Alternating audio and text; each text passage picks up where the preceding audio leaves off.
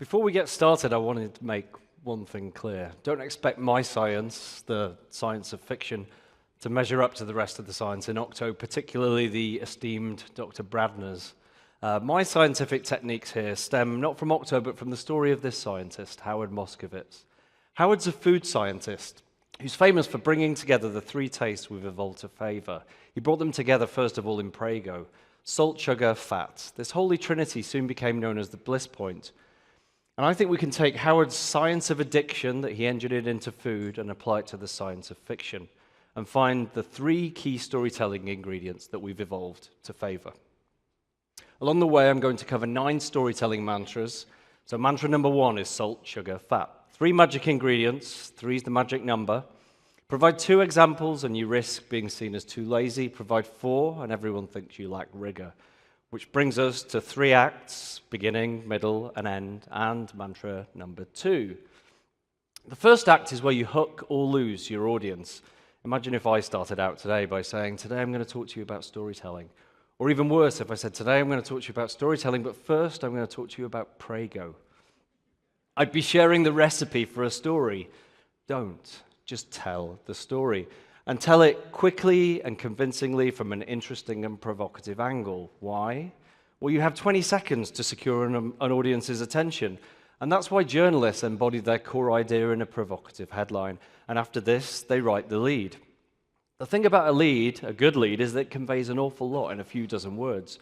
So what comes after the lead? Right?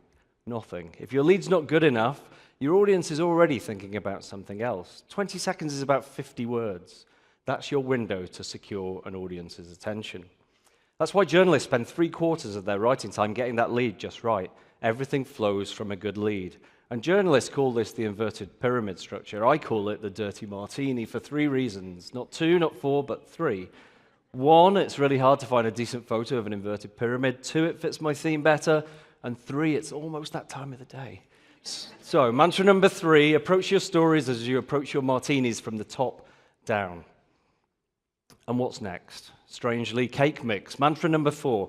But when cake mix first appeared, all anybody needed to add to the mix was water, but nobody liked it. Stirring in water wasn't enough to make people say, here's a cake I made. So the manufacturers took the eggs and the milk out of the powder, and people's feelings about the cake changed. It was their cake. A little work meant a lot of reward. And to build reward into storytelling, we need to make people work.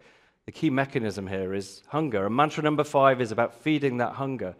Curiosity is the intellectual hunger to answer questions and close open gaps. Story feeds this hunger by doing the opposite, posing questions and opening gaps. We have a mental desire to close gaps. It's why this painting draws us in. We have a hunger to close this very gap. So, by engineering a gap, a conflict into your story, you feed your audience's desire. You make them hungry to do what their curiosity demands and close it. Make them do this, and your audience gets a reward, a jolt of endorphins that compels them to do it again. Your story becomes their story, like the cake made from the cake mix. And when it comes to stories, don't we love frosting and sprinkles? We know we shouldn't, but we take our story and we add a colorful layer and we decorate it with another and maybe another. Stories are like donuts.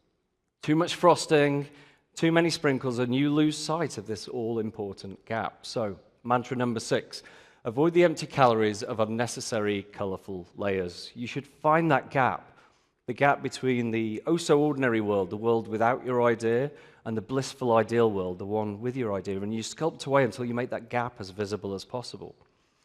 And then, to make your audience feel like it's their story, you make them work by stepping them backwards and forwards across this gap, by juxtaposing what is versus what could be. Today's ordinary world, the world without your idea, versus tomorrow's ideal world, the one with your idea. A status quo versus the promise of a happy ending. All good fiction deals with some conflict. It's what keeps us reading. And the gap you engineer into a story uses this same mechanism to keep people listening. And while they're listening, they're working. And while they're working, they're taking ownership of your story. So you've helped your audience make the cake. Your audience feel like it's their cake, their story. What's next? Well, they're bought in. So if you worked in sales at this point, you close the deal. And you are selling something, your idea. So you need to think like a salesman and always be closing. You might not want to secure a purchase order, but you probably want to secure support or funding, or maybe you want to secure mindshare. And that's mantra number 7, the sweet spot. The sweet spot's what you want to ask of your audience. Always be closing on what you want to compel them to do. Figure that out, and you've figured out the sweet spot for your ending. And so, we get close to my ending. There's just one more mantra before we get to that, mantra number 8. And this relates back to Howard and his work with Starbucks. And if I asked you, most of you would say you like a rich, dark roast. But most of you don't. I know because Howard measured it for Starbucks. 3/4 of you actually prefer milky, weak coffee.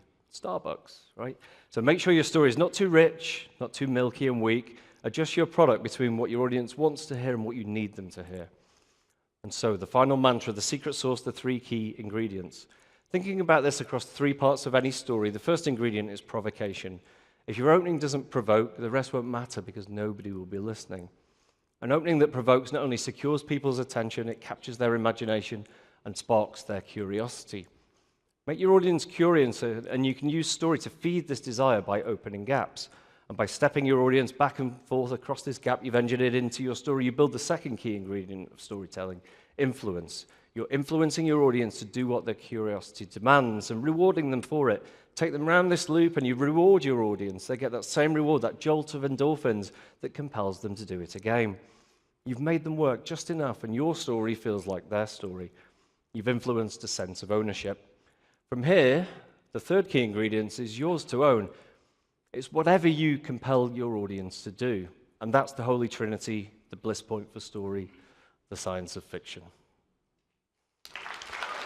Thank you.